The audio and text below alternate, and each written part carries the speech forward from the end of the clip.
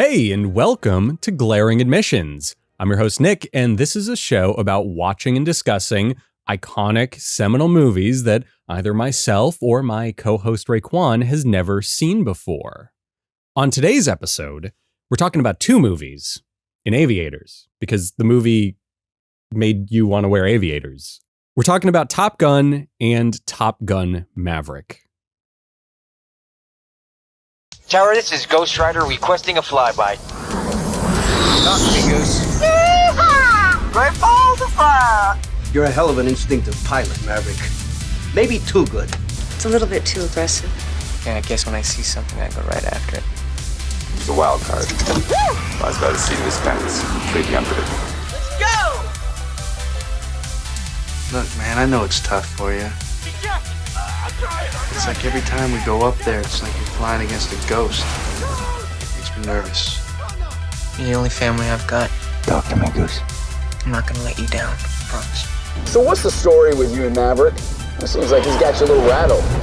It's none of your business. I was trying to be the father you lost. I wish I would have done it better. I've never lost a wingman. Fly long enough, it'll happen. There will be others. Easy for you to say. No wife, no kids, nobody to mourn you when you burn in. Don't ask me to send someone else to die, please. Don't ask me to send him. I could lose him forever. Send me. The kid needs Maverick.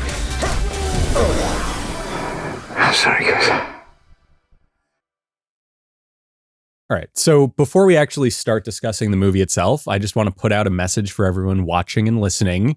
If you haven't seen Top Gun or Top Gun Maverick before, feel free to tell us why over in the comments. If you have and you have a good story about it, maybe feel free to share that with us too. On top of that, if you have a glaring admission that you would love to maybe see get done on the show, just throw it in the comments. Okay?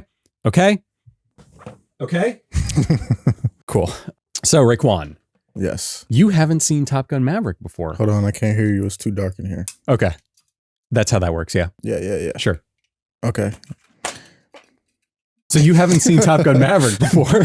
No, I haven't. All right. Can you hear me all right? Yeah, I can hear you now. Okay, good. I can see. Is there a reason you haven't? Is it just... I really wanted to see it in theaters when it came out. Didn't get the chance to. Simple as that. I didn't want to see it at home because I had heard the preferred experience is to see it in theaters. Mm-hmm.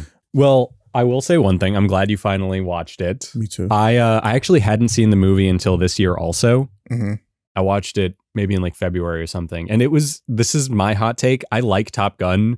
I've seen Top Gun over the years multiple times and stuff. But ever since we saw our first peeks at this movie in 2019, I wasn't sold on it. I was like, they're making a Top Gun Legacy sequel? Mm-hmm. What?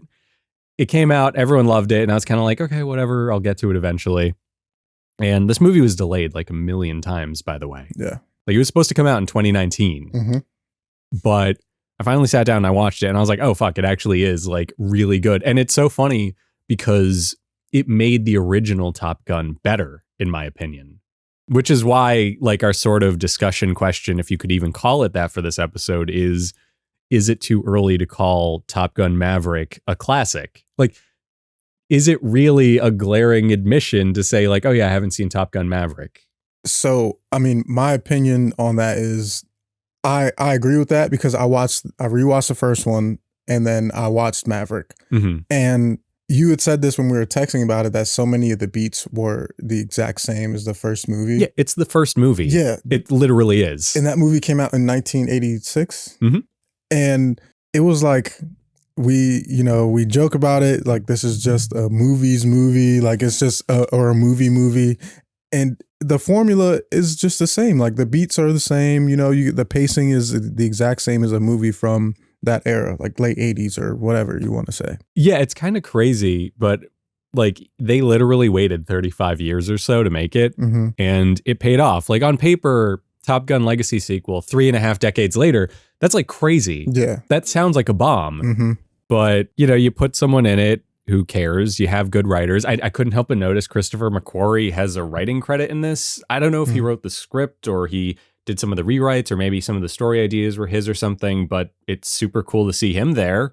He's the guy who directs all the Mission Impossible movies with Tom Cruise now. And like, it's kind of crazy because it's like, oh yeah, Tom Cruise literally just got his boy to polish up the script a little bit on side. Weird that they started working together on Jack Reacher of all things, because that movie is such a nothing burger of a movie. Like, I saw it in theaters when it came out, and then I rewatched it a couple of weeks ago, and I was like, oh yeah, this is like mediocre. Yeah. But everything else they've done together has been really good so far. So that's cool. And I wonder how many versions of this sequel he got, like how many scripts he got sent to him, because if this was the right script, it's just funny to think about, because it's basically that Maverick gets called back to Top Gun to teach. So he's like, I won't do it unless the script is right. And then this script is what it is. And it sounds like the perfect sequel to, not perfect, whatever you want to say, but it just sounds like a sequel. I don't know what was very... Well, I think it's a lot of things. Like, Tom Cruise is getting up there in age. And, you know, even like the last Mission Impossible movie has been like very nostalgic. At its core, it's a very nostalgic movie. They're using old tech. They reference every other MI movie, you know? So I think it's just him getting up there and realizing like he can't keep doing this forever. He has to pass the baton at some point for these action movies. And he's just like, all right, fuck it. Yeah. Top Gun, the new class, you know? They're even talking about making a third one now. And they're kind of like, well, it'll be about like Rooster and I forget what the female pilot's name was. Phoenix. Yeah, she'll be in it. And they were talking about that. And I'm like, okay, word. You don't have to. Definitely don't have You to. can end there. Yeah. Quit while you're ahead. Even with like Mission Impossible, they were talking about like Dead Reckoning Part 1 and whatever they're going to call Part 2 is going to be Tom Cruise's last Mission Impossible movie. But Paramount wants to keep making them. And you can feel it in the movie. He's like training the next crop of agents. And it's like, okay, well, don't. You know?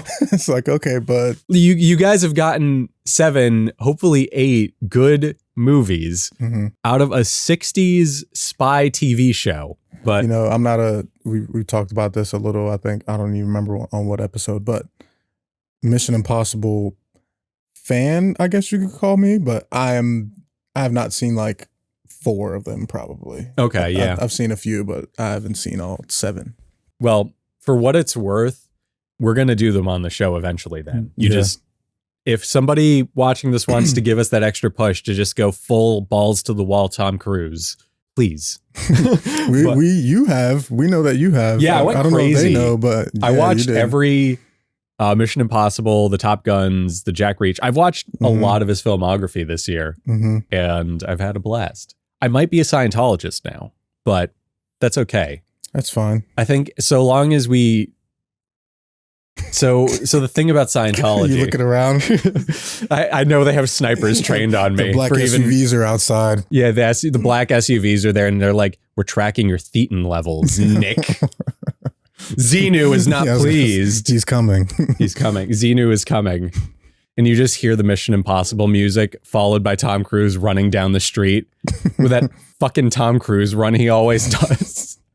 This is another episode where we're referencing a Family Guy cutaway. Do you remember the Family Guy cutaway where they joke about Tom Cruise, why he's always running in his movies, and they say he's running from his gay thoughts? Brian, that's more ridiculous than the theory of why Tom Cruise runs in all his movies. Wow, that cameraman has nice strong arms. You can't catch me, gay thoughts. Speaking of gay thoughts, let's talk about Top Gun. So we're going to be talking primarily about Top Gun Maverick today, but don't worry, we'll touch on the gay thoughts in the first movie. In the first one. Yeah. So you were kind of talking about Maverick being like about him teaching Rooster. Yeah. And I think that's like the best part of the movie. Like, it's really funny that you were kind of saying, oh yeah, this was what he waited for, sort of. But like, man, I don't know. It worked. It definitely worked. Yeah. It did nostalgia like way better than it had any right to, where part of like my apprehension towards Maverick when I first saw the trailer and I found out it was getting made was like, okay, so like it's a very nostalgic for the 80s movie, like who cares? If I'm nostalgic for Top Gun, I can just watch Top Gun. Right. And then the movie itself was like this meditation on loss. It's about letting go of the past. And you're like, oh, they're commenting on how nostalgia holds you back. I love that. You know, it's just one of those amazing things where it really does like interact with nostalgia in a meaningful way, where it's kind of like, well, there was that whole scene with Iceman where he literally is saying it's time to let go. And, you know, you can't keep holding on to your guilt over Goose's death and like all this stuff. And it was so powerful and so moving. And it felt like a fucking movie. Yeah. Like I wrote a note that I memorized because it's that scene stuck with me with Iceman because first of all, we know of Val Kilmer's. Yeah. I call him Val Kilmer. Val Kilmer's health conditions. He has throat cancer, so he can't speak.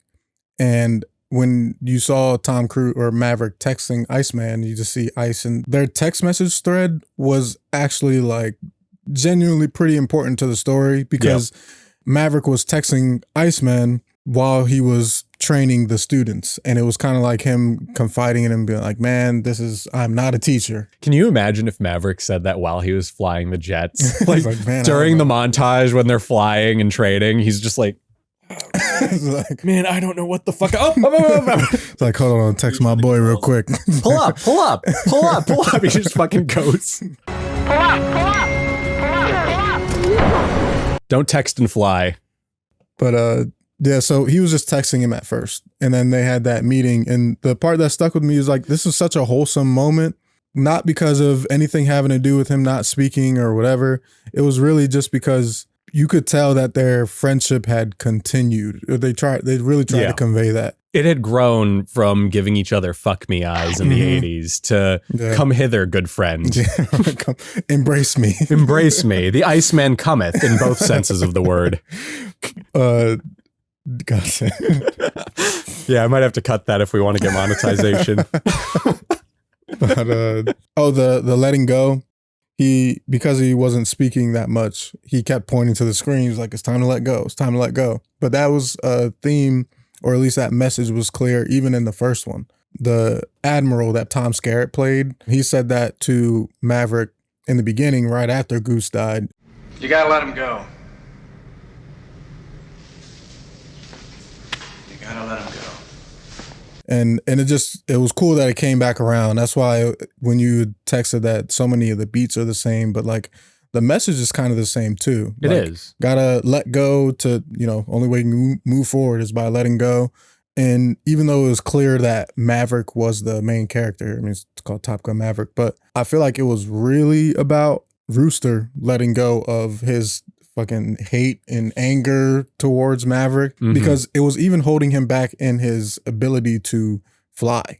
I do have a question though, because I liked Rooster's, character arc. And do you think that did it do anything for you that Maverick pulled his application? Yeah, it did actually. So it worked because it kind of established this idea of generational trauma. Where in the first movie, Maverick's dad was like a pilot who had gone missing, and Mav had to like make his own name for himself, and people didn't want him to fly, and he's living in the shadow of his father. And it just created this great dichotomy where he's afraid of Rooster dying like Goose did, but he's also like inadvertently setting Rooster up to be Maverick, like, no, you have to do this for yourself. There's resentment to a father figure in there. So it worked for me. I think it was like, I could see it being a little ham-fisted. We don't need it necessarily, but I think it was one of those things where they didn't want to make it explicitly Rooster blames Maverick for killing Goose. I feel that because, before they had revealed why he was so angry at Maverick, you did assume that was it. It's like, oh, you killed my dad. And it is. Yeah, it is that. But that also would seem kind of immature from him. That's why I was like, dang, is he really this mad at him for his dad dying and, while serving? But I kind of would have bought it too. I'm like, oh, I guess so. He was young, but I'm sure he still remembers Maverick and like knows of him. And well, yeah, because Maverick said he tried to be a father figure. after Goose died. I will say one thing that I really want to bring up is the attention to detail with that stuff too. So I don't remember the exact specifics of the accident that killed Goose. It was something like they got trapped in an air vortex and they lost control of the plane. And then when they ejected, Goose like cracked his skull on the, the canopy or whatever. Yeah. So one detail I wanted to bring up is Cyclone. That's her name, right? What's her? The Phoenix. Oh, Phoenix. Yeah. When Phoenix got into the accident too with Bob, the accident was the same basic one that had happened to Maverick and Goose. And the thing I love about that was when they're talking about ejecting, Maverick was the one who said, you have to eject. You can't fight this. I don't know. I loved that little detail so much because it really does tell you that Maverick has carried Goose's death for 30 years. When the same basic accident happens, they lose control of the plane, and he's very quick to say, you can't fight it. Yeah, that is, I didn't even pick up on him saying you can't. For what it's worth, this. I noticed that thanks to a YouTube comment like months ago. Somebody like spelled that out, and I was like, oh, fuck, you're right. Yeah, I mean, I didn't even pick up on that, but he was quick to tell them like, all right, eject, like don't even try it. But yeah, I had asked about Rooster, him, Maverick pulling his application, setting him back 4 years. I'd asked if that had done anything for you, because I didn't even think about it that way. Like them establishing the generational trauma.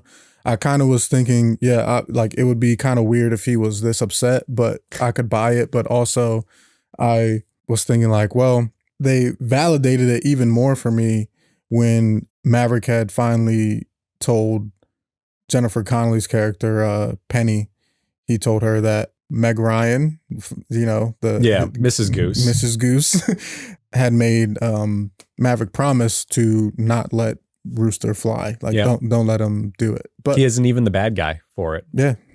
Which is like, I was like, oh, okay, cool. Makes sense, because why would she want her kid to suffer the same fate? And Maverick is very close to them, as you said, tried to be that father figure. So it's kind of funny that like that action is what caused him to not be the father figure up until that point, I guess, or after that. So I like that too, because like it complicates the story. And like this is a high concept movie. The concept of high concept movies is that it's usually like a pretty clear cut story told in like a complicated way. I might be mixing that up, but it adds like a necessary nuance and color to the story that I really feel like this needed, because otherwise it is just like a movie about guys flying planes. Yep. Which is really funny because like a lot of people talk about Top Gun as if it is just like Kenny Loggins and flying planes and playing volleyball, and it is those things. But the first movie is also very clearly about a guy like trying to make a name for himself and then realizing that like he needs the help of others to do that. And that's this movie at its core too, Also, the first movie is about him and Val Kilmer giving each other fuck me eyes for 2 hours. Is it him and Val Kilmer? Yeah, they're both like doing that. I am dangerous. The first time they had met, that when they're in the briefing room and they look at each other, the first time he looks back, like I can tell Tom Cruise is doing what guys do. They're kind of just clocking everyone in the room. Yeah, they're sizing up the competition. Yeah, he was sizing everybody up, and Goose asked him like, what are you doing? And he's like, I'm trying to see who's the best. And the only person that looks at him each time is Iceman. Yep. But the looks that they were giving each other was weird. Not weird, but it was like, it's so like hyper macho and hyper masculine that it verges on overcompensation. Which, by the way, like we're not the only ones to suggest that Top Gun has a bit of the gay subtext in it. Quentin Tarantino very famously did like a whole spiel about it. You think it's a story about a bunch of fighter pilots? Yeah, it's about a bunch of guys waving their dicks around. It is a story about a man's struggle with his own homosexuality. And Pauline Kael, the film critic I was telling you, she said that like any scene that didn't have Kelly McGillis in it was just like verging on gay porn, basically. Right. It was like, we were talking about how there's like she said it in a much more polite way, by the way. She said that wasn't she didn't like the quote wasn't Pauline Kael, that's some gay shit. Like this movie is a lot of gay shit. Yeah. That's funny. She wouldn't have been wrong though. That's true. I mean, we were counting or we were talking about how many fucking locker room scenes there are. So if they're not in the plane, they're in a locker room, a briefing room, giving each other fuck me eyes or playing volleyball. Which I'm here for, by the way. Like, I'm not saying that's not a complaint on my part. Mm-hmm. I want to preface that because like some people will be like, oh, you're being homophobic. This isn't gay. And it's like, well, no. The point is that like it's played very like male gazy. Yeah. But it's pointed at men. Mm-hmm. So like, yeah. Yeah. It kind of is. And that's fine. And it's good even, I'd say. It's a shame that like there were a lot of rumors over the years that Tom Cruise is gay. Yeah. But like it's a shame that it got out of hand and people are making mass assumptions about stuff, but things can be gay. Like it's fine, guys. It's like, would that be the worst thing in the world, guys? Yeah, would that be the worst thing? But some dude right now is like punching his desk and he's just like, Ethan Hunt is not gay. Have you seen Ethan Hunt? He got with Rebecca Ferguson in like 3 of them bitches. I don't know who that is. Oh, right, because you haven't seen like half of the Mission Impossible movies. Yeah. That's the mother from Dune. Oh, yeah. Yeah. Cool. She's in Mission Impossible, I guess. Yes. Newer ones. I'm going to go back because I want to clarify 3 of them bitches. I'm not talking about women. I'm talking about the movies. He was inside 3 of them. I realized how bad that sounded like a second later. No, but it's just such an interesting thing. And it goes down to just like, hey, it was the 80s. MTV, you know, like everything is shot like a music video and they want to sell the movie with sex. So there's inadvertently some male gaze in there for the audience. It's not a big deal. There's probably Iceman and Maverick Yowie on the internet, but we're adults. We can move past it. You know what I mean? I do love when people get like very defensive over that though.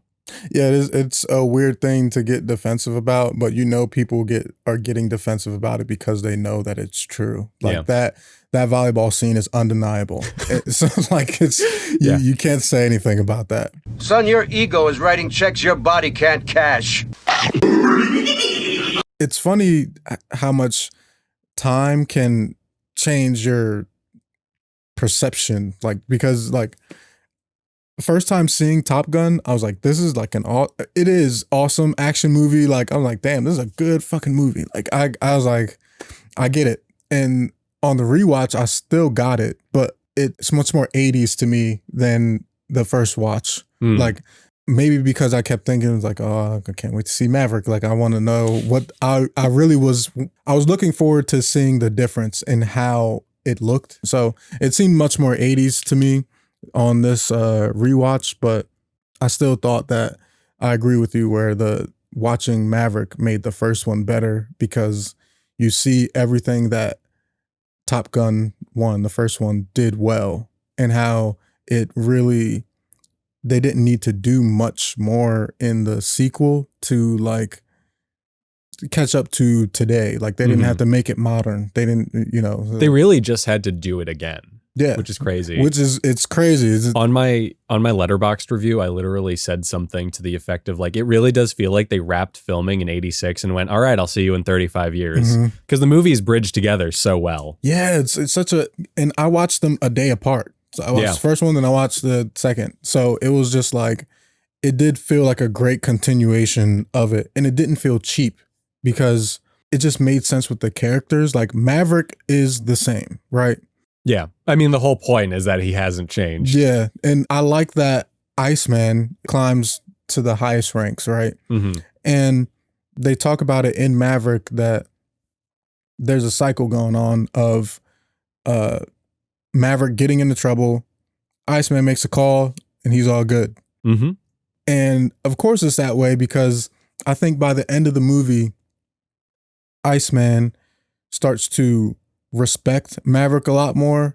Well, I think he's always respected him. Yeah, he's always had. I do have something to say there when you're done. I think it's like similar because I think he always had respect for him, but this is just like a classic case of the uber talented person being, he's not lazy, but he kind of just, his ego gets in the way. So, and he's like, I don't fuck with that. You're too dangerous for me. And I had read something years ago about gifted children being like not less likely, but they have a harder time acclimating to a traditional job than somebody who had to work to get there. Because when they were going through school, they were gifted. They were always the best in their class, so they never learned how to try. Yeah.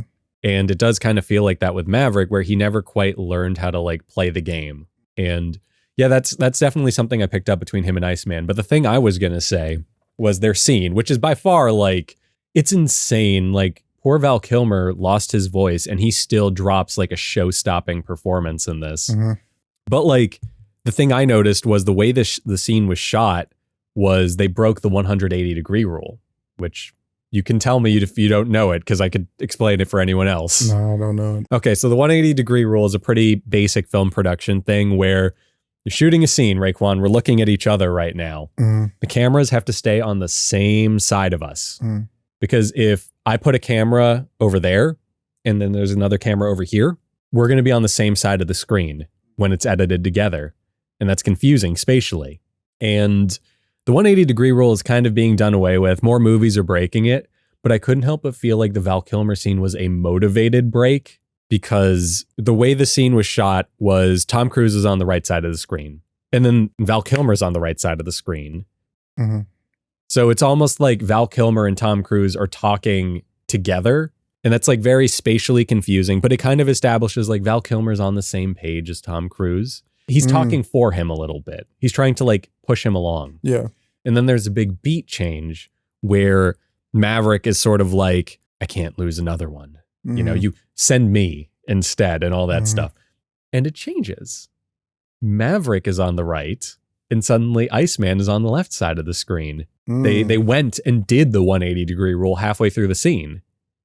Damn. And I just love that. It's such a good heel turn. And then more than that, it happens when Val Kilmer's like, you have to let go of the past. Yeah. And what does he do? He stands up and he starts like forcing himself to speak. And that was really powerful to me, because like, he can't let go of the past. He isn't letting go of Maverick, the ace pilot he knew back in school in the 80s. And he knows that the only person that can save someone's life is Maverick. Why? Because he saved Iceman's life in Top Gun. The Navy needs Maverick. And it's like, oh, fuck. Yeah. Holy shit, we got a filmmaker in the house. We got something here, boys. Boys, kiss. Now kiss. There's so many scenes in Top Gun. Sorry, to go back to the whole gay thing. Like, there's so many scenes in Top Gun where like Iceman and Maverick were like 2 inches from each other's face. And I'm just like, kiss. Come on, give him a little kiss. Do it. Do it. Goose in the background. Kiss him. Yeah, I didn't know about that. I didn't notice that, but that they were gonna kiss? No. That they broke the rule, the 180 rule, and then they brought it back for that to show that there is like, okay, now he's talking to him right before he starts like actually speaking. Yep. That's pretty fucking cool. But the joys of rewatching a movie, right. By the way. That's what happens when you're me, because I saw this movie 3 times this year. Wow. Yeah, I saw it by myself, and then my dad wanted to see it, so I watched it with him, and then I watched it again for this. Nice. So one thing that I took a note of is that you had said just now was the Iceman also isn't letting go, because he, you know, that he isn't letting go of his ace pilot, and him not letting go of him is exactly like what Cyclone John Hamm said about Maverick. I keep wanting to say Tom Cruise. They're the same. Like, Cyclone is literally the guy telling him to let go of the past, or like, you can't live in the past. Yeah. And Iceman is like kind of doing the same thing, but he's more Iceman about it. Because Cyclone's like, you know, Iceman thinks you have something to offer us, but I don't think so. And Iceman is like, no, you still have something. You still got something to offer. But it's kind of funny. When I was watching it, I had to take note of the type of character that Maverick is. Like how I had mentioned the, you know, super talented person where they let their ego get in the way, and it's never, their ego doesn't go unchecked because they kind of remain stagnant. Like they remain in the place where, like how Tom Cruise had kept saying, Maverick which is kept saying. the classic high concept main character, but also the classic Tom Cruise character. To the point where Roger Ebert even like said this back in the day. I think it was in his review of Cocktail, which is like 1988, 89. Mm-hmm. He was even like, yeah, the makings of a Tom Cruise movie are, he is exceptionally talented at something, but he's very stubborn. He has to get skill checked, and he has to prove to everyone that he's the best because no one believes him on account of how stubborn he is. See, and that was the note that I had made was like, I think that type of archetype for a character is from, a lot of it comes from this movie. I mean, this movie came out in like 86. Like, I bet like how many people or how many characters were inspired by this Tom Cruise. It wasn't the origin of that archetype. Yeah. Don Simpson and Jerry Bruckheimer are the producers of this film. By the way, if anyone wants like a better idea of what high concept movies are, watch Patrick H. Willems' video on Days of Thunder. But they were two producers. And they produced a lot of movies with this basic formula of exceptionally gifted person has to prove they're gifted in some kind of contest of skill. There's a lot of music video sequences in there, and the thing is under 2 hours long. Flashdance, Beverly Hills Cop, the list goes on. Bad Boys was produced by them. Michael Bay got his start just being a poor man's Tony Scott. You can't tell me otherwise. Like, it's so obvious from the first second of Top Gun where you see that heavily orange sky and then the heavily treated footage, you're just like, oh yeah, it's proto Michael Bay. Yeah. Like, that's funny actually. So not off topic, but different from what we were talking about here. Shout out to Michael Ironside. Yeah. Really good in the first movie. Dude just shows up and does work. Yeah, he just clocks in. Yeah. He's just doing his job. He was really good. He was and he had one of my favorite nicknames, Jester. I just like that every time we've seen Michael Ironside in something, not even for the show, but just like watching movies, he's always played a curmudgeon-y guy who is just 100% sick of the main character's shit. Yeah. Like him and Cyclone. Cyclone was another one. I told you that my favorite part of this movie, Maverick, was how every time John Hamm was on scene, he was just like 100% done with Maverick shit. Yeah. I think, what was the thing I said? He had the biggest hate boner for Maverick. Well, fucking Iceman had the biggest gay boner for him. That was the line I said. Yeah. Someone's gonna get very mad that we keep insinuating that Iceman and Maverick are gay. And to that I just say, so what if they are? Yeah. Like we said, I mean, would it have been the worst thing in the world? No. I don't know if this is true, but apparently there's like a rumor that they made more scenes for Kelly McGillis and Maverick in order to offset that a little bit. Like they were like, well, let's just remind everyone that he's straight, you know? They achieved that, I think, because I didn't feel like Iceman was in it enough, or, well, I guess that's not true. I don't think that he was not in it enough. I think that it really didn't seem like anytime they interacted it was kind of like Iceman just talking shit after Maverick. It was just him up. being like super snide about everything. Yeah, which is exactly what Glenn Powell was doing as Hangman, which worked really well to me. Oh, Glenn Powell is just Iceman 2.0. Yeah.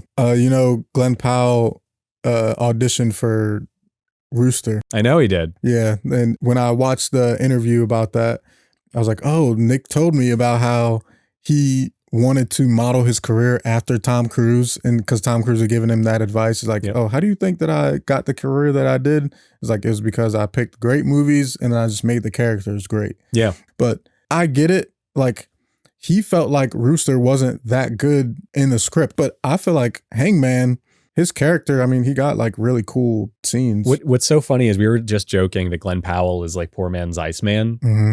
What's so perfect about that is there's like this beautiful metaphorical symmetry. You know, in the first movie, Maverick saved Iceman. And then in the second movie, the Iceman character saved Maverick right after the real Iceman had more or less just saved Maverick's soul. And I think that's so cool and so powerful. I also want to call out the fact that it's called Top Gun Maverick. Yes, it's Maverick's story, but I always kind of looked at it as a more metaphorical thing. It's teaching the next generation of Mavericks. Like, don't do everything by the book. Be a bit of a rebel. If you have a gut feeling on something and you really, really can't shake it, there's a good chance you should do something. I think it's kind of glossed over in the movie, but remember, Hangman wasn't supposed to leave the ship. he probably took off without permission or clearance to go help them. And it ended up saving them. So that's kind of this thing about the movie. It does speak to this like very American rebel nature, but it also has like a lot of heart and a lot of gusto about it. And I love that. It's why I like the first Top Gun. It's a very heartfelt movie, all things considered. I kind of had that impression of it before seeing the first Top Gun. I remember, you know, you hear about movies in pop culture, especially one as famous as that, you know, hearing the song Highway to the Danger Zone, playing with the boys, and Take My Breath Away. Yeah, and all the Goose and Maverick, you know, lore, all that stuff has been present in pop culture. Have a note about that later. Okay, yeah. So I remember thinking, like, before seeing it, that this is a heartfelt film. I already know that Goose dies, so I'm sure, like, I was thinking, like, it'll play on that. Like, it's all about friendship, and then your friend dies, and then you gotta get your shit together and save the day kind of thing. Like, I had thought that, but it was way more sincere than I had thought, especially for a movie that came out in the 80s. It's not very like in your face with it, like you would kind of think it would be. Which is why I think a lot of people like to joke that it's gay, because a lot of it is like, hey, these men have like healthy relationships with each other, and they're still macho, and you know, they're still dudes, and they still compete, but they talk about their feelings and they care about each other. And I think that's societally, that's like part of why a lot of us like to joke that it's gay. A lot of it's also just tongue in cheek. Like, it's just, you know. The first one was very heartfelt, and, you know, I got that more or less like more confirmed for me, I guess. Like, I hadn't seen the movie in a while, but my thinking of it was, the way I remembered it was the same. And I never thought negatively of the movie. I really liked it, but I was like, all right, can't wait to see Top Gun 2. Let's see how Maverick is, because I heard great things. And the second one is just as sincere as the first one. It almost feels more sincere. Like, maybe the movie itself. Well, I think first off, the movie itself is more sincere. Yeah, I mean, we lose Iceman. Yeah, we lose Iceman. We get this whole Rooster and Maverick dynamic. Yeah. But more than that, the fact that it came out in 2022, where like sincerity always has a catch in movies now. I'm going to sound like such an old man, but like you look at like the biggest movies of 2022, which were like, I'm counting Spider-Man No Way Home as 2022. It was 2021 technically, but it came out in like December. Yeah. That, Everything Everywhere All at Once, or whatever that movie was called. And those are very heartfelt, sincere movies, but they're also like so ham-fisted with complication and layers of like intricate storytelling. Whereas Maverick is just like, no, my best friend is dead. His son hates me. And now I have to train him for a death mission, basically. Yeah. And it's like, okay, that's all you need. So it feels almost more sincere because it's so overpoweringly present. I'd mentioned before, or I asked you if Rooster's being held back 4 years because of Maverick deciding to pull his application did anything for you. And just to ask the question, because I think it did something too, but same kind of question with the love interest with Jennifer Connelly's character, Penny, and Maverick. Did I think that it was essential for Maverick to have a love interest in this movie? Initially, I thought, no, like I didn't think that, but it definitely helped because it is just more of the fact that Maverick has to evolve, because not only is his ego and whatever pride, whatever you want to say, getting in the way of him, you know, progressing in the military, because you had brought up a good point about him never learning to play the game, which is kind of interesting because he's in the military. So, and they are, well, he is a Maverick. So, in case that wasn't subtle enough. God. You know. Yeah. He is a Maverick. He said it. He said it. Said the thing. He said the thing. This dude plays Mega Man X. All the enemy robots are called Mavericks. Shout out to the people that got that. Shout out to anyone over the age of 35. But, yeah, I didn't think that it would be necessary. I didn't even really think that he would have a love interest. I saw Jennifer Connelly in it, and I didn't think it would be that much of like a C plot, I guess, at that point. It's not B, well, but I was of the same belief as you, but I also loved that she was in it because like it just grounds him more. It shows like what he's missed out on. It's also just a fun bridge to the first movie because her character's name is, what was it? Penny B, it was something. Penny something. Whatever. Anyway, Penny Lane or whatever the hell. She was mentioned in the first movie. Was she? Yeah, she's the Admiral's daughter. You lost your qualifications as section leader 3 times. Put in hack twice by me. With a history of high-speed passes over 5 air-controlled towers and 1 Admiral's daughter. Penny Benjamin. Yeah. I didn't remember that. So I like this idea of like, he's holding on to the past and it's okay to hold on to the past on some level, but you have to grow from it. And it's like, hey, she's the one who got away.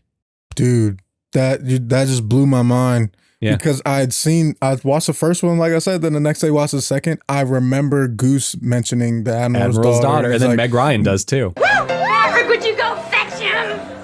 Doesn't he ever embarrass you? Goose? Hell no. Well, there was the time... Admiral's daughter. What? He told me all about the time you went ballistic with Penny Benjamin. Yeah, wow, that's insane. Yeah. And I forget her last name, but it was like a name like Penny Lane or something. Penny Lane is a Beatles song. It was like Penny Breckenridge or something other. It was something like catchy. It was a good name. Like it was a good one. Good like stage name kind of. But yeah, that's funny. Wow. It's just one of those things. And like, this is what I'm talking about when I say that the movie does nostalgia justice. It isn't just like a member berry. It's not a, hey, remember Endor? Let's go to the planet that the second Death Star crashed into and killed all the Ewoks on or whatever. That isn't what happened, but you know what I mean? It actually has something to say and everything feels motivated. And that's also why I'm saying like Top Gun and Maverick, they feel like two halves that always needed to coexist. Top Gun is like, we're young and we're brash and we're reckless. And Maverick is like the B side of the album where it's like, this is where we're going to put all the deep shit. Okay, so speaking of Top Gun, well, we're not speaking of it right now, but let's talk about Top Gun. They don't want to hear that. They don't want to hear me call Top Gun gay one more time. They ain't ready for that. So Top Gun 3, if they are indeed making that and it's about Phoenix and Rooster, do you think Glenn Powell comes back for the third movie? I feel like he would want to. The dude seems to really love bringing back like 80s and 90s franchises. Twister. He's going to be in a remake of Backdraft. Yeah. There's a third one too. I forget. There is a third one if I'm not mistaken. Man, he's doing the damn thing. He's doing the damn thing, isn't he? Yeah. Because he's like, I want the Tom Cruise, We just need to see him. All he needs to do to become the next Tom Cruise is legally change his name, for starters, to join Scientology. Done. Sometimes I wonder if he's already a Scientologist. But 3, he would need to like go on like a dramatic run as an actor. Because the thing that made Tom Cruise like Tom Cruise is A Few Good Men, Eyes Wide Shut, Magnolia, like he was in films for a minute there. There's one, oh my God, why can't I think of it? Just tell me the plot. Q-tips or toothpicks fall on the ground and his brother is autistic. Rain Man. Rain Man. You went with toothpicks fall on the ground to tell me it was Rain Man? Because I was thinking of the Bob's Burgers bit was in my head. Oh, okay. Yeah. I remember that. How many toothpicks are on the ground? One. It's like, there's like at least 30. There's at least 30. Right. And that was I just mashed up another fucking movie reference in my head. Bad Boys. Yeah. Like, shit, you at least 30. Yeah. I'm all over the place. But man, but Bad Boys makes sense because Michael Bay is just poor man Tony Scott. Yeah, I got it. Who directed the fuck out of the original Top Gun. He did a really good job. And it has the Tony Scott shots where he uses like a lens filter. So the top side of the screen is like orange and red, which callback. When we did our Rad review, I was complaining about how the opening sequence had that same filter on it. Yeah, because the sky looked like orange. Yeah, it didn't look right. And I was like, is it damaged film? Is that something they didn't post? It was a lens filter. So intentional. There you go. It was an intentional move. I want to buy one of those lens filters. Just what if I may, Dig if you will the picture. You're gathered here to get through this thing called life. What if this entire episode was just cut with a Tony Scott filter? I think they'd appreciate that. I think somebody would. Right. Someone would have to. And with the Danger Zone like playing very softly in the background. No, very softly. Come on. We're just going to play it super loud right now. Super loud. They can't even hear us at the moment. We could talk about how much Iceman is into Maverick all we want. Bit aside, what I really did think, because I knew about the people saying that this movie is just like inherently a little gay before watching it. And then on the rewatch, the only weird energy or the only energy that I got was from Iceman, because he was looking at him kind of like a lot in the briefing room, just in the looks that he was giving, the bite, the chomp. We had said this before we started recording, like it just reminded me of a guy, or when you're younger and you have a crush on a girl. Give him a bit of credit. A man, an Iceman. It just reminded me of God, dude. Sorry. The sheer stupidity of both of us doing it just like clicked into place for me. Tip your hat, sir. It's like, if you know, and it's like, yeah, you guys wouldn't shut the fuck up about it for half of this episode. Just that Iceman just reminded me of when you have a crush on someone and you don't know what to do or how to flirt, and you're just like, when it takes you back to like being a kid and you have a crush on a girl and you're like, I'm going to trip her or kick her. Or I'm going to burn her house down or something. Exactly. Just like crush stuff. Whatever. Hate crime, kick her in the shins, whatever. You got to show them you like them. You think that holds up in court? Your Honor, it was a crime of passion. The fuck it was. You burnt her house down. Passionately. Your Honor, I was geeked.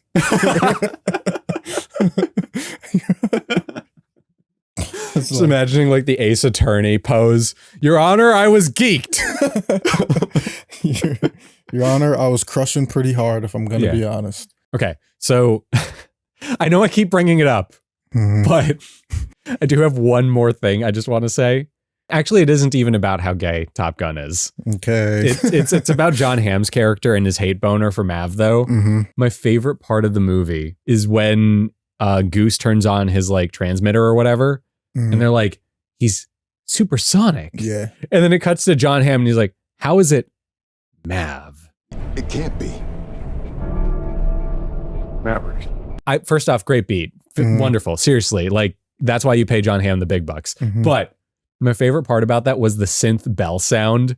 The like, the Top Gun theme, how it's like, bong, dun, dun, dun. It had that first bell sound play to be like, oh my God, Maverick's alive. And I very seriously want to get that as a sound effect to just use whenever I make an announcement. Like imagine we're just talking and then my phone vibrates and you see me look up from it. I'm like, my DoorDash just arrived. But it's like, bong, my DoorDash is here. Yeah. Or just anything like that. Get home safe. And then like my text alert sound is that bell and it's you texting me. I am home safe. Yeah. So I really am going to do that. It's just going to be a thing. We've talked about this before, but like we straight up just need a soundboard. And we do. Like, I really want that. And I want to like be in charge of programming that because I have so many, because there would be like, how many Mike-isms would be in that soundboard and like things. We would have to name the soundboard Mike because half of its sounds are just him. Yeah. That'd be so fun. Nick, Mike has entered the building. Bong. I thought you were going to do the grunt to that. That's another thing. Like, I'm so sad that Mike wasn't here to be in this episode because I would 100% have done Mike flying jet sounds. Like, talk to me, Goose. Or like, you know how with like F1 cars, people do the thing with Mike. Yeah, but it's just yeah, right. Just gets for everyone quieter. listening. My best friend Mike, my late best friend, he used to make the funniest fucking grunts for anything, which is a great transition. Really quick, I do have to tell you my Top Gun story. Yeah. So I'd seen this movie in high school because one day Mike and I were just walking around, and a friend of ours, her dad was selling stuff, like a garage sale. One of the movies was Top Gun on VHS. And he was like, have you guys seen this movie? And we were like, no, we haven't. And he's like, dude, you got to watch it. It's like the best fucking movie ever. So what did we do? We went home and we watched Top Gun on VHS. So that's how I was introduced to the series. And maybe this is the metatextual side of it for me, but Top Gun hits so much harder because Mike passed away. Because after we saw the movie for like 15 years not 15 years, however many years until he died, he and I used to call each other Maverick and Goose. It was swapped. He was Maverick and I was Goose. But yeah, I just, it's flipped now for obvious reasons. Let's just leave it at that. Yeah, right. But yeah, it's one of those funny things because it's like, it's so hard to divorce Top Gun from Mike now retroactively for me. That I'm just like, yeah, no wonder this went from being like a movie I just liked as a kid to like a movie that gets better the more I watch it. Yeah. Yeah. So yeah, I just had to share that story because I was like, we're talking about Top Gun. Yeah, it's a great story. And this does seem like, I don't know if I can't recall any conversation that I've had with you and Mike or just Mike about liking Top Gun, but I could definitely see him liking this movie. Like, it seems like. Dude, we used to literally play War Thunder, I think is the game. The free-to-play like tank and airplane game, which you should totally download so we could play it. Okay. When we were in college, we used to literally play War Thunder until like 3 o'clock in the morning. And we would just be flying planes and listening to the Top Gun soundtrack on like, this is maybe Discord. It might have been so early that like Discord wasn't a thing. It might have been Skype. Oh, geez. Yeah. Old heads. Yeah. But it's so crazy to think that like Top Gun has been a pretty big part of like my childhood without even like really being a movie I even thought about. So crazy. Yeah. It's a good story. Thank you. Okay. Now I'm just like thinking, you know, it's weird. Well, you and I have been talking about like Mike, I guess like recently. And I had thought about Top Gun is like a movie he definitely would have liked. Yeah, no, Top Gun is a very Mike and I movie. Yeah. So like on paper. Already like having that in just us talking about him in the front of my mind and then seeing this is like, yeah. And you saying like, oh, I would definitely like, it sucks that he can't be here for this episode, but hell yeah, like it does suck because this would have been like, I can only imagine how that conversation would have gone. Yeah. But like, you know, it just makes you, you know, just think. Well, I think it's also like the Maverick and Goose thing is so definitively our dynamic. Yeah, for where sure. it's like, all right, one of us is going to be on our bullshit and drag the other one along for it. You know, so 100%. Yeah. That was like by far my favorite part of both of these movies. I also really liked in the first Top Gun, so much of that first movie is literally just Maverick and Charlie having palpable chemistry while Iceman is jealous in the corner and Goose is just like the awkward but happy to be their third wheel. Oh, dude. Funniest thing. I like laughed out loud watching Was it the middle finger? You know, the finger. Yes, I know the finger, Goose. I'm sorry, I hate it when it does that. No, Top Gun 1. No, not that. That happened in Top Gun 1 too. But in the first one when Charlie played by what's the actress's name? Kelly again? McGinnis. Kelly McGinnis. Or is it McGinnis? I think I've been saying McGinnis. It's McGillis. McGillis. Yeah, that's what it is. I'm so sorry for whatever. I'm so sorry. Whatever. It's like no, people know I'm sorry. Like I've been thinking of Sir Alec Guinness a lot. Well, why? Because he's a great actor. What you don't think about like incredible, indomitable actors whose legacy has almost been tarnished by being only associated with Star Wars? No. Peter Cushing's another one. Who's Peter Cushing? Grand Moff Tarkin. That's the guy. Grand Moff Tarkin. I should have known you were here. I recognized your foul stench when I stepped on board this thing. The guy in charge of the Death Star.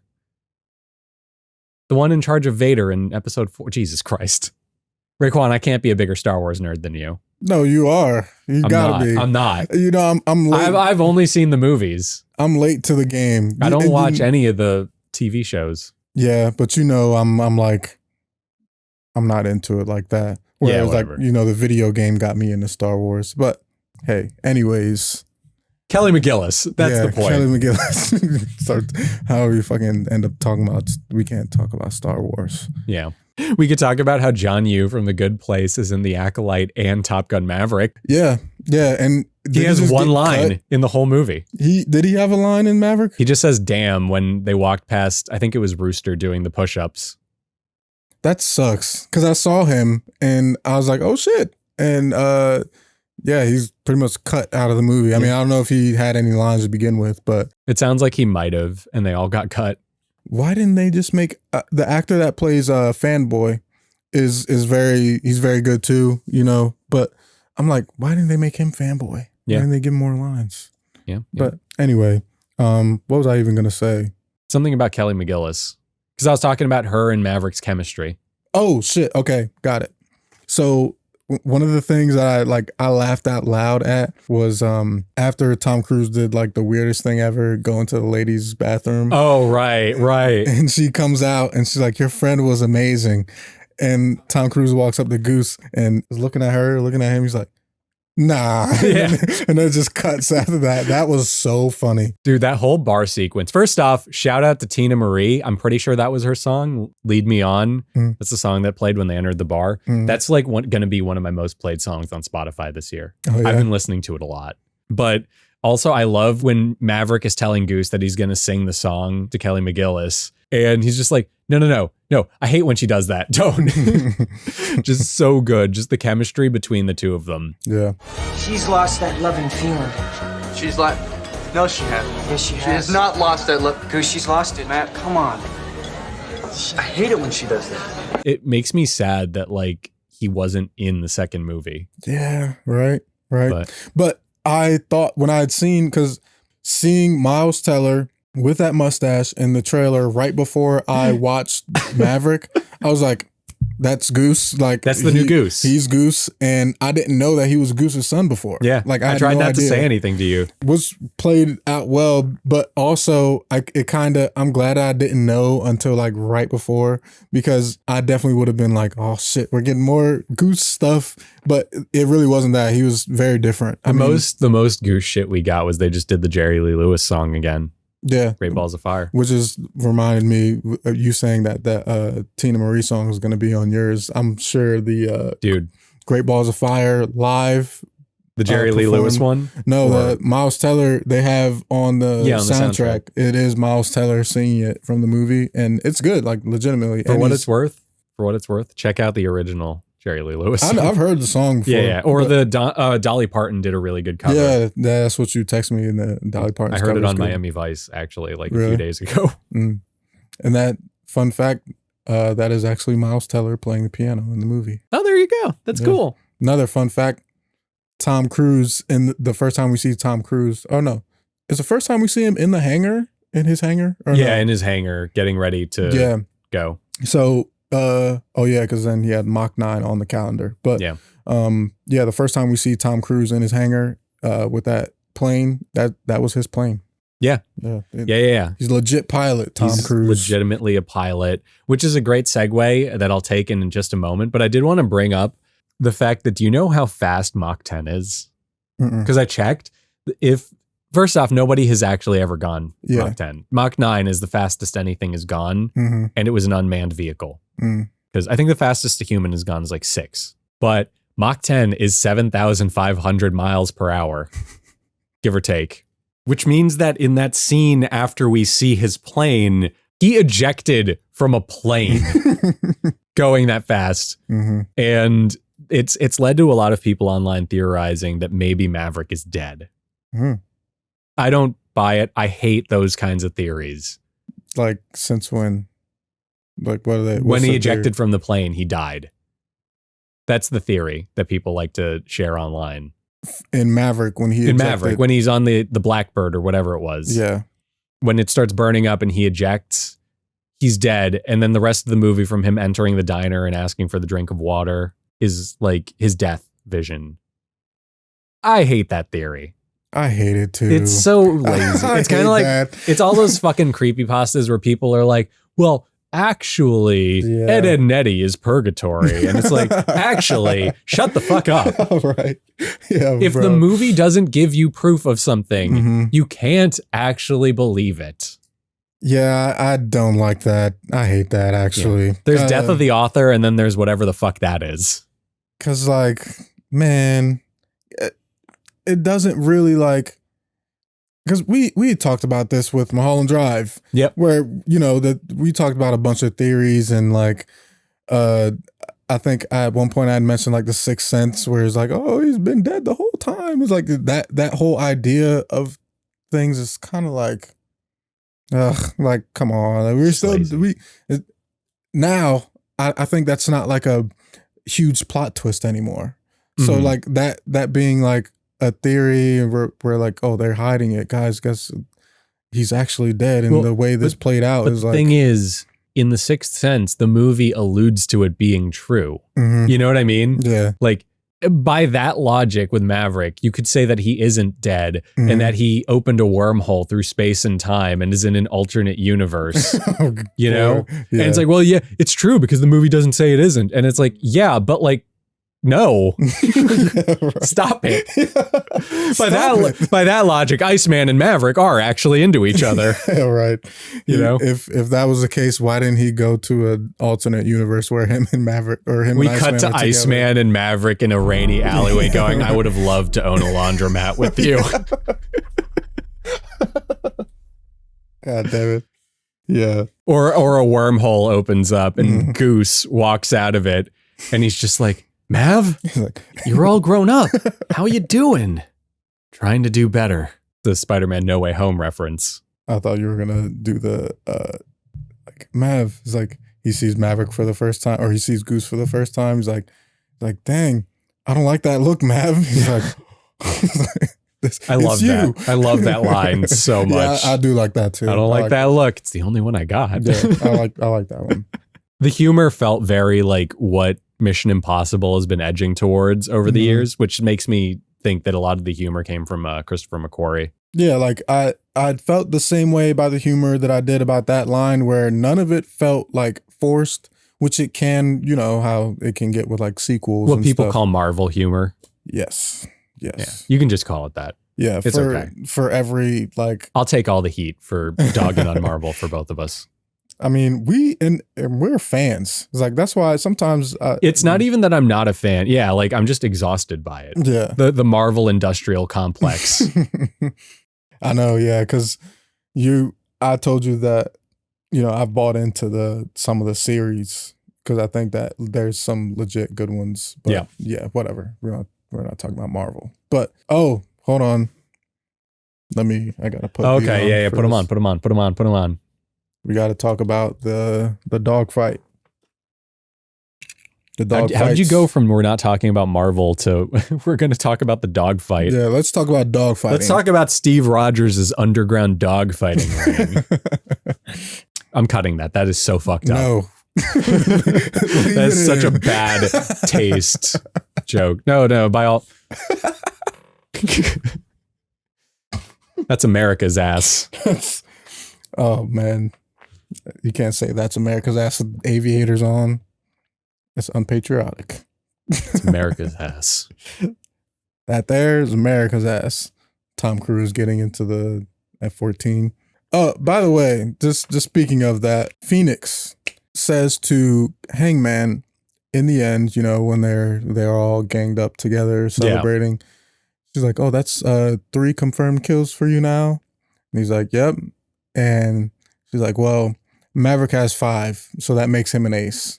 And they're all just like, yeah. Like, they're all just like looking at each other, smiling. And you're like, right. And movies where they all like crowd together like that in the end and kind of like are celebrating, they always seem a little awkward to me when those moments happen, because they're not real. They're like not genuine ever.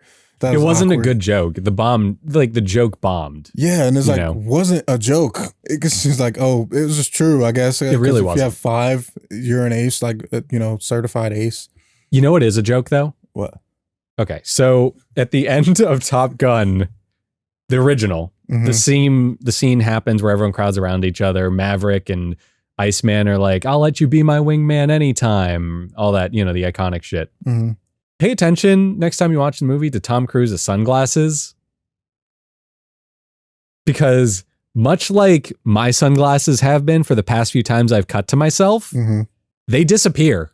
Oh, really? Yeah, it's like, I think it's when they like pick him up. He's wearing the sunglasses as they pick him up, but then he's in the air and he doesn't have them anymore. Yeah, that's why while you were talking, I kept taking them off. Yeah. I thought you couldn't see or something. It's like, oh, this is too dark. It's too dark in here. I can't hear you. I've never been able to see more clearly. It's because of the aviators, isn't it? Because the aviators, exactly. But we put these aviators on so that we could talk about the dogfighting. Yeah. Talk about the dogfighting, please. Legitimately great. Like, probably exceeded all my expectations. It would have hit harder if I saw the movie in theaters for the first time because I knew that it was going to be cool. This is a movie that I really wanted to get like a theatrical re-release this year. I think they're gonna do it. They have to do it. Like, I think by like 2026 they'll do it because it's like the 250th anniversary of the US. Oh shit. Yeah, so it's like, oh shit. Well, happy birthday, America.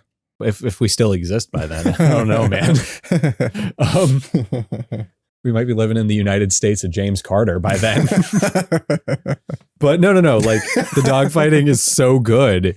And it brings up this whole thing where like they did a lot of stuff in the air for real. They had pilots and then they had everyone in the back with the cameras facing them doing the acting. Super cool. I do have a problem with it though. What's that? A lot of people in the marketing, and I think a lot of it is like somebody said one thing and then it got misconstrued over time and the studio leaned into it. A lot of people think the Top Gun Maverick doesn't have CG in it. Oh, yeah? Yeah. Because a lot of people we were really in planes and there were really planes on set. Yeah. As everything is practical. That is not true. See, there's a lot of VFX shots in this movie. They're just done right. Yeah, I mean, what do they think that the planes were like actually was that one scene when they were under the bridge and that that might have been real, but they just added the bridge. They did it when it was like genuinely safe, but they did as much of it practically as possible. So the F-14 that Tom Cruise gets in at the end of the movie is real. By the way, a lot of what I'm saying is from a video entitled When I think it's like No CGI is Invisible CGI. The first part of it talks about Maverick. So like the F-14 at the end of the movie is real. There is a real F-14. It was donated from a museum or it was borrowed from a museum. It does not fly. So they had the F-14 and then when it starts like moving and taking off, it's a different plane that they then had motion tracking replace with an F-14. That's cool. And the reason why they did that and the reason why it looks so good, and it really does look like frame perfect, is because you had a real plane there to get reference material for the lighting. And in some cases they had like the shot where they go into, I think they called it wingspan formation or something. That was actually, if I'm not mistaken, it was one plane that they just added more planes to because they had the lighting reference. Oh, okay. Or when Mav like hits the brakes on his plane and he flips it over Miles Teller's plane, obviously full CG. Like, they're not going to do that with a plane. Somebody already died making the first Top Gun in a plane accident. I didn't know that. Yeah, it was actually the stunt that killed Goose, killed the stunt flyer also. Shit. Yeah. So what was I gonna say? Oh yeah, the part of the process, like for the auditions for all the pilots, they actually had to go to flight school. Yeah. And it like tortured them. Apparently not Miles. I almost called him, I got Miles Teller and Glenn Powell mixed up because in my head, because I'm such a fucking nerd, I think about Sonic, whose sidekick is named Miles Tails Prower. That's dangerously close. Yeah, so Miles Prower is Miles Teller and Glenn Powell. Yeah. I think it was Glenn Powell was talking about how he got like dangerously sick doing like all the flight training for Top Gun Maverick. And Tom Cruise was just like, this is like breakfast for me, man. Yeah. And I love that. I love that about Tom Cruise because every time an actor tries to do the Tom Cruise regimen, their body just like breaks. Yeah. Man. Like even Dev Patel, the guy who was in Monkey Man this year, he was talking about how he wanted to do it the Tom Cruise way. And he's like, dude, I like broke multiple bones. Yeah, he broke a lot of ribs during the shooting that. Yeah. But anyway, about the audition process, it was kind of funny, like watching interviews of the actors talking about it and stuff. You could kind of tell Miles Teller was like, he said that of the pilots, 3 out of 6 of them puked on the first day, right? He said that. But so if it wasn't him, then I guess Glenn Powell was probably one of them. But you could tell from him talking about it that it was tough, just like body language and things he was saying. He's like, I mean, it didn't seem like fond memories of that experience. Imagine being in a plane that's like doing flips and shit. Yeah. You know? And he said that whatever temperature it is outside is inside the cockpit and is like there in like because they have to capture sound and they're not going to put air conditioner on no planes. Hell no. Dude, look at them. They're like sweaty as fuck in that movie. All the time. And all the time. Like he said 100 plus degrees. Yeah. Like easy. It's a classic movie in that sense. Everyone's just sweaty as hell. I thought about that when they hugged. Like at the end of both movies, but especially at the end of the first one, Tom Cruise looked sweaty as fuck. I was like, damn, they gotta hug each other. They're all sweaty and all that. It's the least gross thing that happens in a movie. You want to know what the actual grossest thing is? Any scene with eating. Oh, because you got to keep eating it over and over. You're not eating. No. You have a spit bucket off to your side that you have to spit into when you're not on camera or between takes. And dude, that shit smells. You know, so. Now I'm thinking about if they ate anything in this movie. Did we ever see them eating? They drink a lot. Not a lot, but they drink. They drink. They don't eat. Yeah, we don't really ever see them like sit down for a meal in any of these movies. What, do you want them to break bread? God damn. I want them all What else can they do for you? I wanted them. All right, Cyclone, pass Maverick the collard greens. No, let go of it. They're being macho as fuck right now. Yo, that was racially motivated. You know they're passing mashed potatoes at their table. Pass the taters. Pass the taters. Pass the chunky mashed potatoes, Maverick. I can't. You want these mashed potatoes? Oh God, he's mavericking out. You can have them. Passes them. You can't handle the taters. You can't handle the potatoes. Anyway. What's for dinner? Meatloaf again? No, fried goose. And then Rooster just gets up and runs out crying. No, duck. It's like, oh, sorry, goose, actually. Goose. We're having fried goose. That's horrible. Do you think Iceman gets sick of like, hey, do you want some ice for your drink and stuff like that? Do you think he's like Frozone in The Incredibles where it's like, Iceman, ice to see ya. Ha ha. Haven't heard that one before. I think Iceman shuts that shit down immediately. He's like, no puns. No puns. No puns on my name. No puns. Yeah. Speaking of breaking bread, that it kind of reminded me of something that I wish I had talked about earlier with Meg Ryan. Okay, shoot. Stealing the show. Oh, right. Stealing every scene. We had talked about this. I don't know if it's just because I'm getting older or if watching movies again to then talk about them has gotten me into this mode, but I'm much more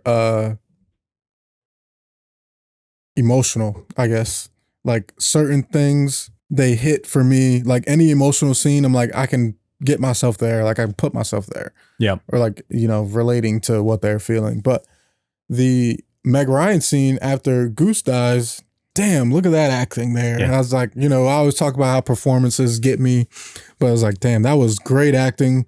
Whoever talks shit on Tom Cruise's acting can fuck off. Yeah, a lot of people don't seem to think he can act. And I'm like, right? What are you talking about? I don't know where that comes from. We just mentioned a little bit ago all the dramatic roles that he's taken, and that was a super dramatic scene. And he's had super dramatic scenes in Maverick too. I also think, for what it's worth, it helps that a lot of his more dramatic roles or dramatic beats are always in movies where he has like very obvious daddy issues. And apparently he didn't have the best relationship with his father in real life. So some of it might not even be acting. But I do think, yeah, he gives a great performance in this. And Meg Ryan's great. Yeah. She delivers that he loved flying with you so well. And part of what sells it is, even though she's only in like a total of 3 scenes, is the fact that in the 2 other scenes she was in, she was like cartoonishly happy. Yeah. And full of life and full of energy. And then we just see that taken away so quickly. It's simple film 101 stuff, but like, shit, man, like the fundamentals are everything. Yeah. And then I was telling you, like, I was just obsessed with her character because I love her Southern accent, you know? I think you may have said it, but I think I saw it in like a comment or something that did you say that her Southern accent's legendary? I called it legendary because I was like, it's a cartoony Southern accent, but I'm like, it's just so fucking pitch perfect. And I wish, I said that I'm glad that I didn't know much about the plot before, because I would have expected for Rooster to be a lot like Goose. Yeah. And he wasn't. But one thing that this isn't even a complaint or a critique or anything, but Miles Teller, Rooster, first meet him, you notice the accent. But it does go in and out a little bit.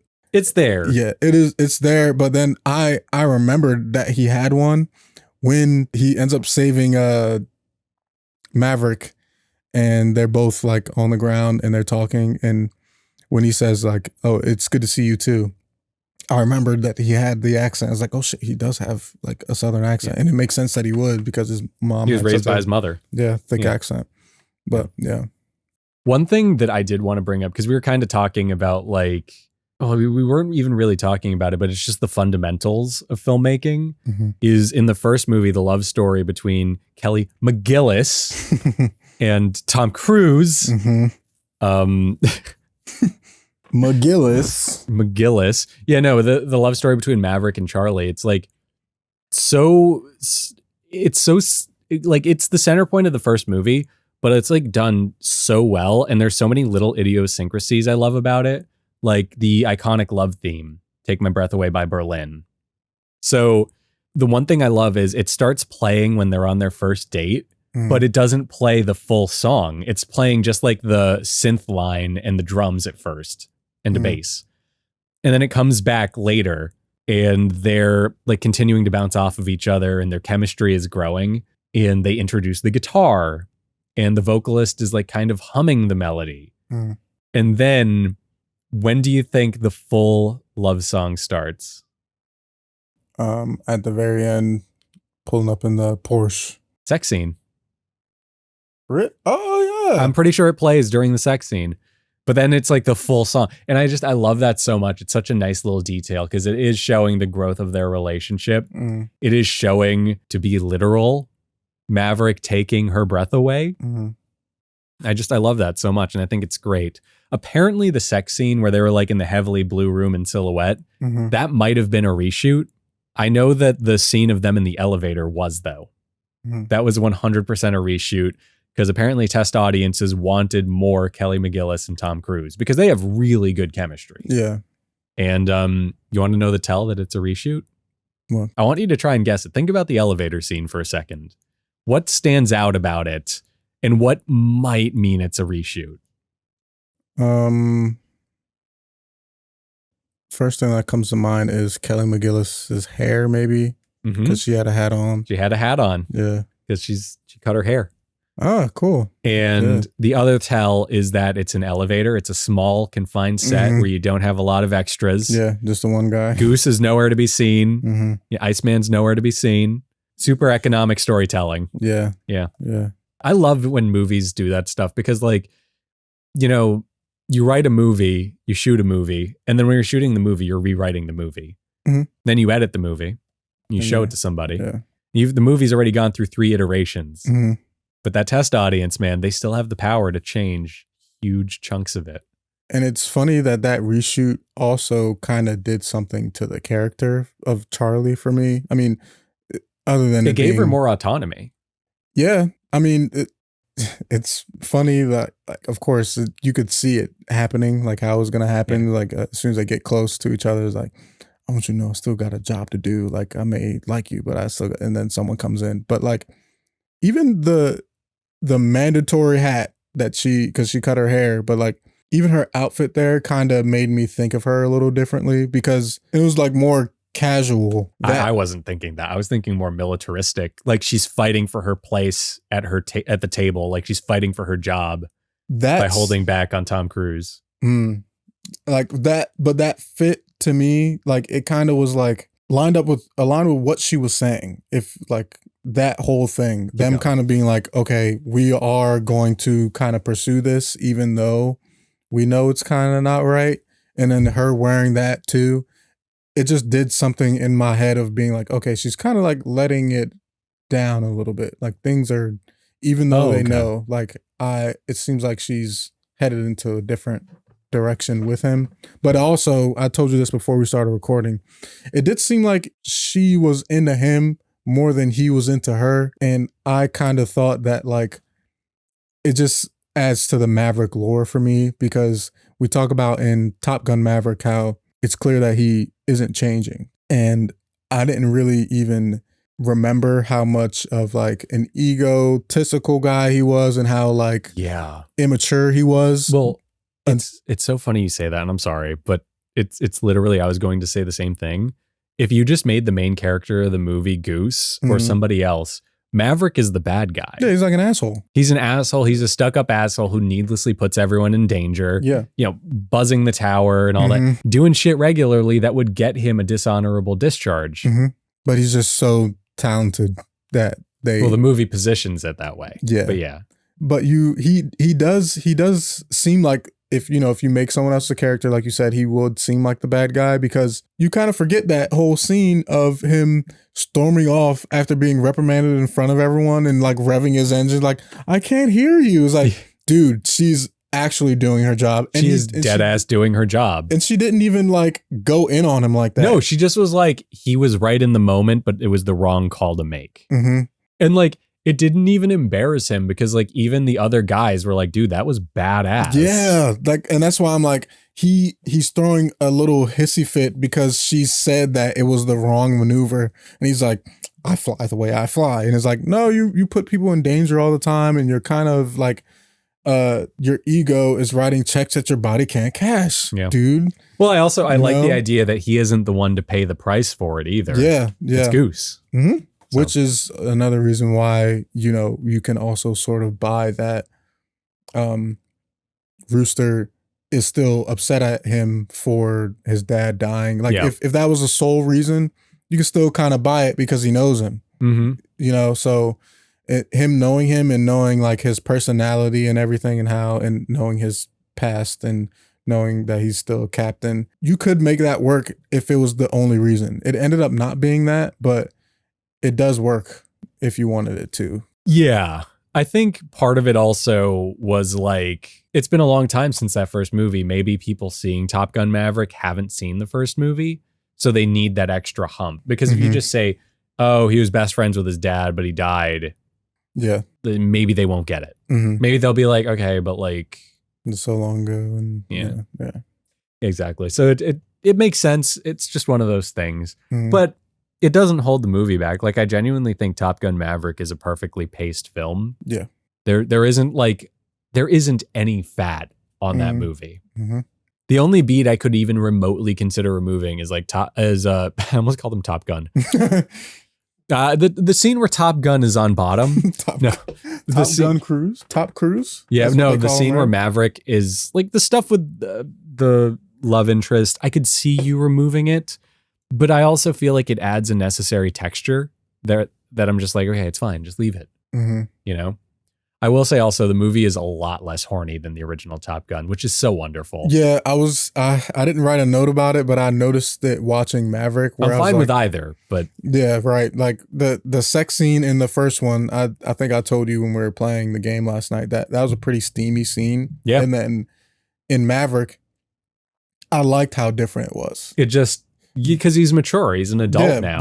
They were just like laughing and smiling. It was just nice. They like, had sex. They literally, Top Gun was about like getting Kelly McGillis to sleep with him. Yeah.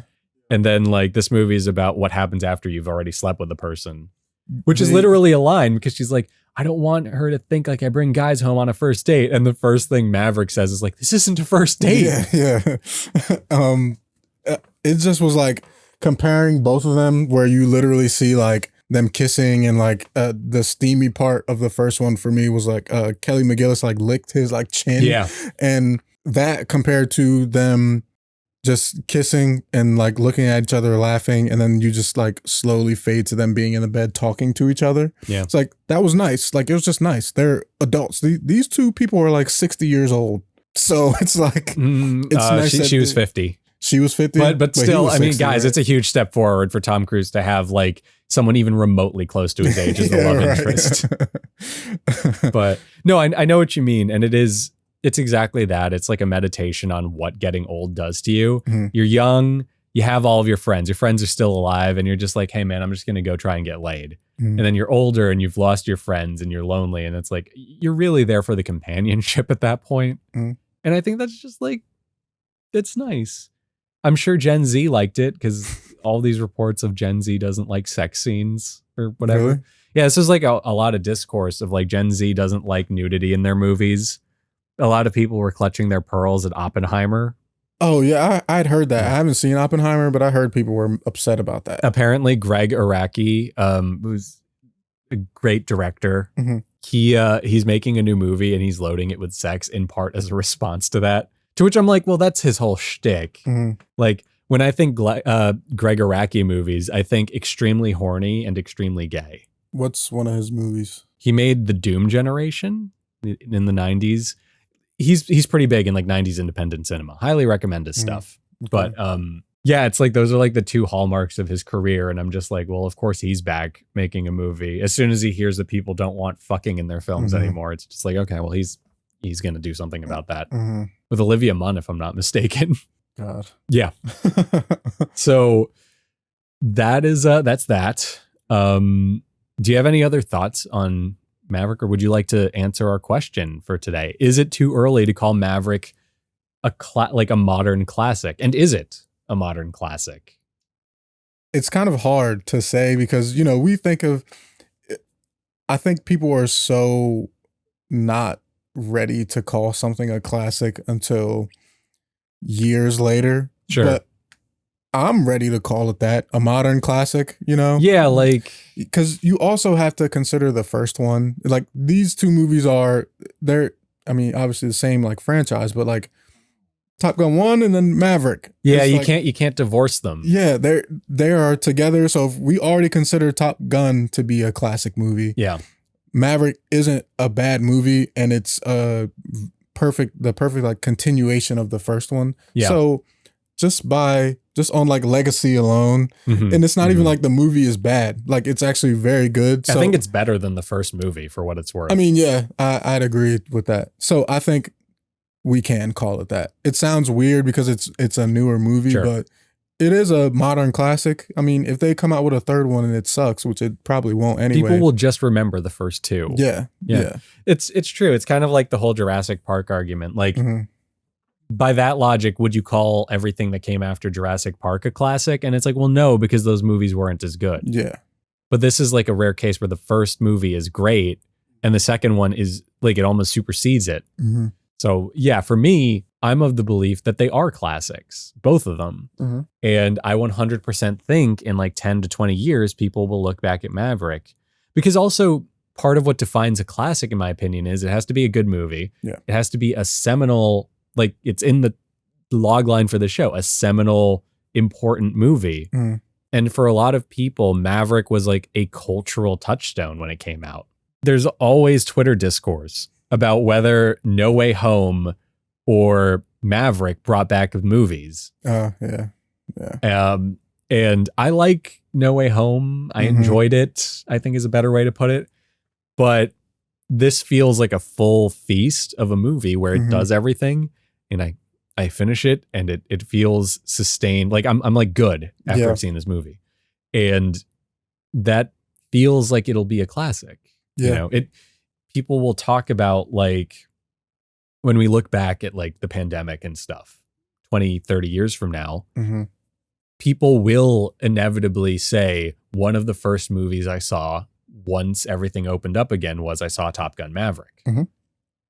And they'll look at it fondly because of that. Mhm. And I think that's like, hey man, can we call it a classic then? Like, that's fine in my opinion. I think so. Yeah. You know, I agree. Like, I'm also not a gatekeeper. Like, yeah. I'll come to blows if someone's like, oh, well, Spider-Man No Way Home is a classic. And I'm like, well, different kind of classic, I suppose. But like, I think Top Gun Maverick fits in the canon of filmmaking so well that it's like, yeah, this is a movie. It's the thing I always say that I need to stop saying every episode. This is a very movie. Yeah.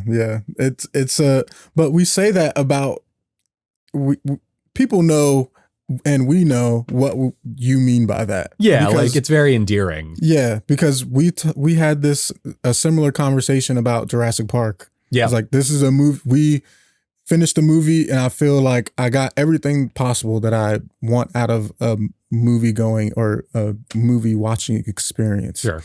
That was just a good movie. Like, period. Like, I felt all the feels, like up and down, is all that. My litmus test for this sort of thing is, as you know, the people watching don't, but on my Plex server, before you start playing a movie on it, it plays an old theater bumper now. Mm-hmm.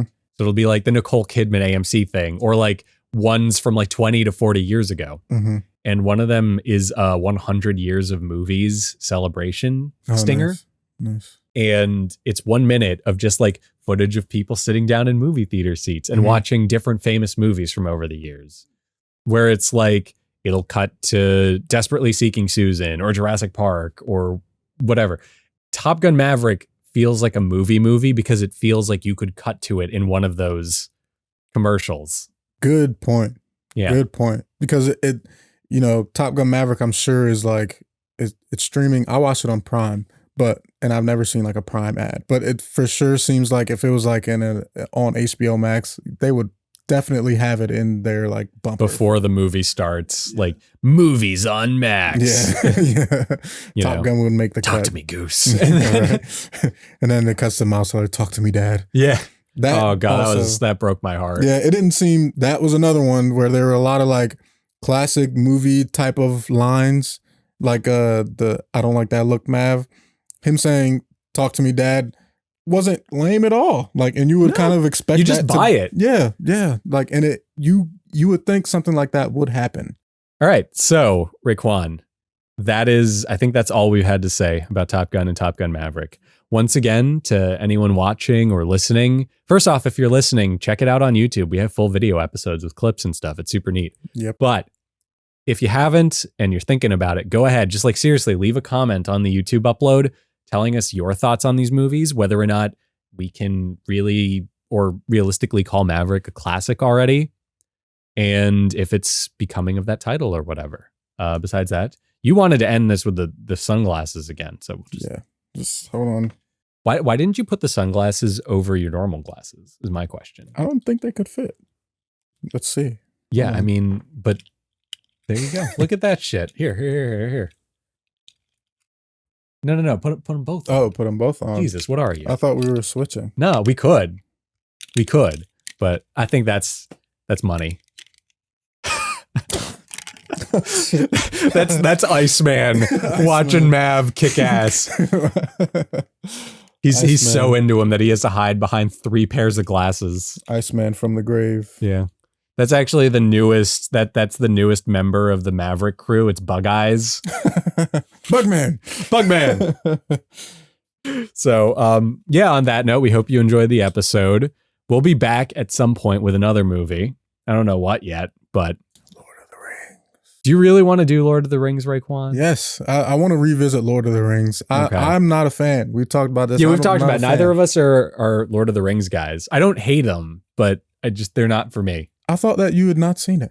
I saw the first one. I saw Fellowship, and I liked it. That's a good and I've one. read the books, but I've just never been into Lord of the Rings. Maybe we shouldn't do Lord of the Rings then. Why? I've seen them all. I've seen them all at like several times, and I just grew up hating them because I hate boring movies when I was a kid. Why? But I think that's an interesting conversation to have then. You think so? Yeah. That's why I took my sunglasses off. Yeah, he got serious. It's like, well, let's wrap. Let's wrap, kids. Yeah. Turns the chair. Just, I was going to say, let's wrap. At any rate, we do hope you enjoy the episode. So, yeah. Bye. Hey, Goose, you big stud! That's me, honey. Take me to bed or lose me forever. Show me the way home, honey. Come on, Brad, let's sing with the family. You shake my nerves and you rattle my brain. Be my love.